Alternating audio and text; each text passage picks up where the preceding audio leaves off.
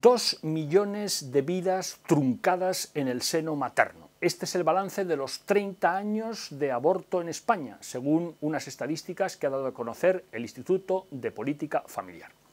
¿Qué significa esto? Esto significa una auténtica catástrofe humanitaria. Esto sí que es una catástrofe humanitaria, esto sí que es un genocidio, los abortos en España. En primer lugar, es un genocidio, como digo, desde el punto de vista humano. Además, es una auténtica injusticia, porque va contra el Estado de Derecho, es decir, que las leyes permitan, legitimen la muerte de inocentes. Es un auténtico escándalo, al que no nos podemos acostumbrar.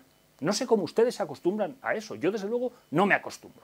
Pero además de eso, es también una catástrofe demográfica, porque significa que en estos 30 años han nacido muchos menos jóvenes. Y además es una catástrofe económica, ya que implica aumento de gastos sociales y pone en peligro el sistema de pensiones. Es decir, España es mucho más injusta que hace 30 años.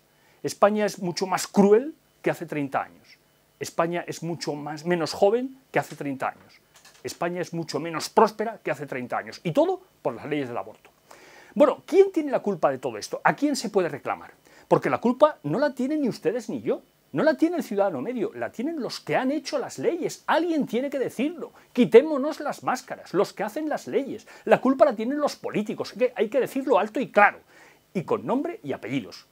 La culpa la tiene Felipe González, que despenalizó el aborto en 3 supuestos en 1985. La culpa la tiene José María Aznar, que no tocó ni una coma de esa ley del aborto, pudiendo hacerlo, porque tenía mayoría absoluta. La culpa la tiene José Luis Rodríguez Zapatero, que fue todavía más lejos y abrió la puerta hacia el aborto libre, de facto, con la ley AILO. Y la culpa la tiene Mariano Rajoy, que como siempre, no ha hecho nada con este tema del aborto. No ha hecho nada. Bien, desde luego de los culpables con nombres y apellidos, los 3 primeros poco pueden hacer ya para arreglar el daño, salvo quizá pedir perdón y retirarse para siempre de la escena, que es lo que deberían hacer si tuvieran vergüenza. Pero queda uno, Mariano Rajoy, y ese sí que puede hacer, aún está a tiempo. La historia le da una oportunidad para cambiar estas cosas y por lo menos cumplir su palabra, la palabra de que iba a reformar la ley del aborto de Zapatero y volver a los 3 supuestos. Lo ideal sería el aborto cero, pero si consiguiera dar marcha atrás y volver a la vieja ley de Felipe González, se restringiría considerablemente el número de abortos. Esa es la pregunta. La pregunta es muy sencilla. ¿Qué piensa hacer usted, señor Mariano Rajoy, para frenar este genocidio? ¿Cruzarse de brazos o hacer algo, o cumplir con su palabra?